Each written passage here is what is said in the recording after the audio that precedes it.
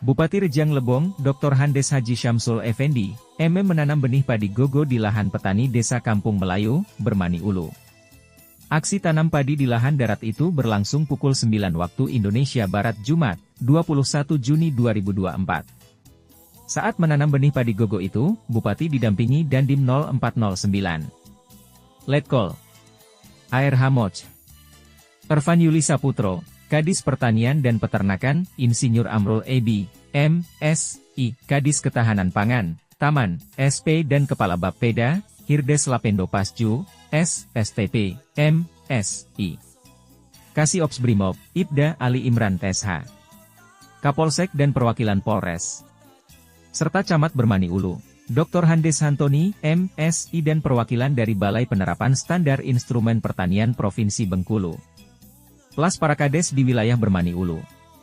Sebelum menugal dan menanam benih padi gogo, Bupati juga menyerahkan bantuan secara simbolis kepada petani. Bantuan itu berupa 400 kg bibit padi gogo untuk 10 hektar lahan. Pupuk urea dan pupuk ponska. Termasuk pompa air. Serta 160 batang bibit durian, 350 batang bibit mangga, dan 500 batang bibit alpukat. Bantuan bibit padi gogo, pupuk dan pompa air serta gerakan tanam padi gogo ini diharapkan mampu memacu produksi beras kita, ungkap Bupati. Dikatakan, 56% dari luas wilayah Rejang Lebong merupakan kawasan hutan lindung.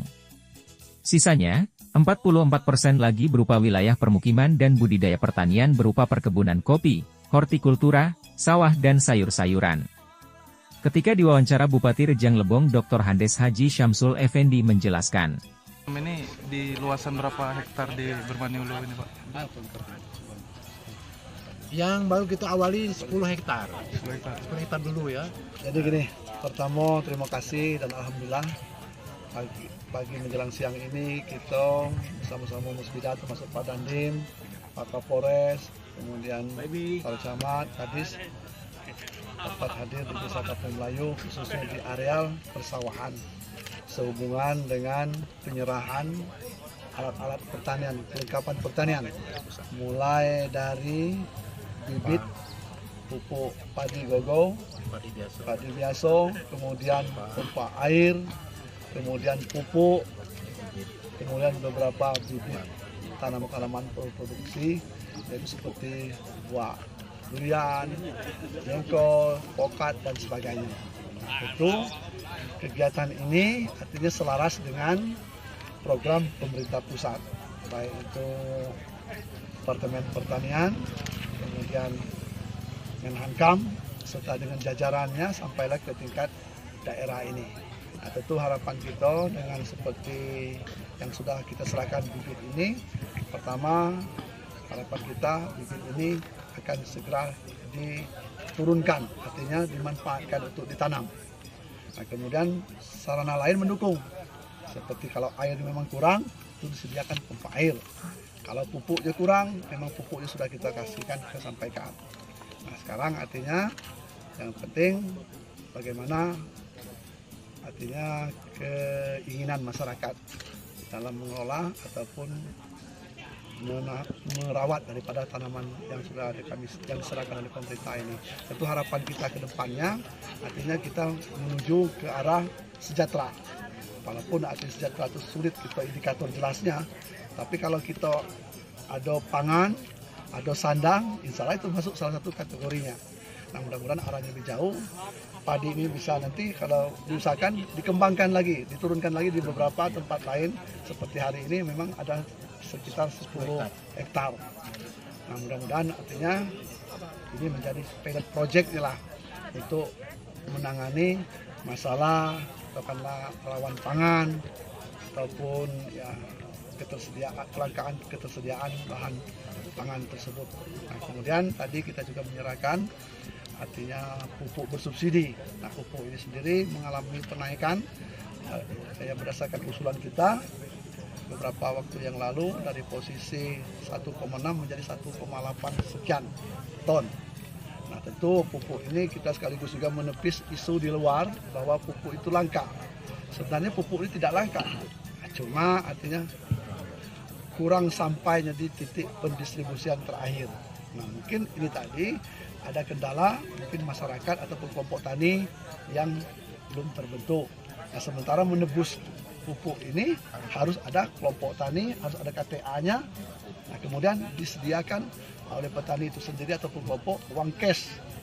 Nah, insya Allah dengan seperti itu tidak ada lagi kelangkaan. Nah, yang kita khawatirkan pupuk masuk, uang itu tidak ada. Nah, sementara tagihan sudah masuk. Nah, ini yang kadang-kadang membuat masalah. Sehingga pupuk ini berjalan ke tempat lokasi kelompok tani lain. Nah, akhirnya kelompok tani yang sebenarnya berhak menerima tidak kebagian. Karena kita ini sistem cash, jadi tidak boleh kita memponkan. Nah, untuk itu kepada masyarakat, melalui Kades juga, saya himbau tadi, pertama, terutama yang belum ada kelompok tani, buatlah kelompok tani. Nah, kemudian setiap kelompok tani itu harus ada bendaharanya. Artinya ada yang bertanggung jawab mengenai administrasi yang menyangkut keuangan, supaya tidak saling artinya menunggu. Nah, khawatir nanti ketika seperti itu, ya orang tidak juga betah memberikan ataupun menyampaikan pupuk untuk kelompok tani tersebut. Nah, mudah-mudahan dengan pupuk tersedia, bibit tersedia, nah kemudian dengan harga yang cukup menjanjikan sekarang, insya Allah nanti itu pertanda ekonomi masyarakat akan lebih baik, akan menuju sejahtera. Ada target swasembada berarti Pak untuk beras?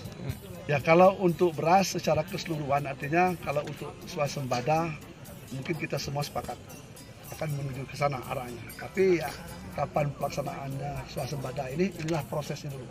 Tapi kalau kita tidak pernah berbuat, tidak pernah istilahnya melakukan upaya-upaya, ya bagaimana kita mau berswasembada? Sebab di tahun-tahun 80-an zamannya Orde Baru, kita juga surplus beras, bahkan kita mengekspor juga ke beberapa negara. Mudah-mudahan nanti ke depan. Nah, kenapa? Artinya sekarang ini dari sisi teknis irigasi, artinya pemerintah daerah juga dengan provinsi juga sudah melakukan perbaikan-perbaikan.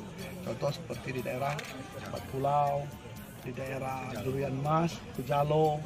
Artinya ini juga harapan kita supaya masyarakat petani sawah akan sejahtera juga. Sama dengan halnya dengan petani kopi sekarang ini. Ya, sedikit banyak artinya mereka juga sejahtera lah. Kenapa? Harga kopi yang menjanjikan.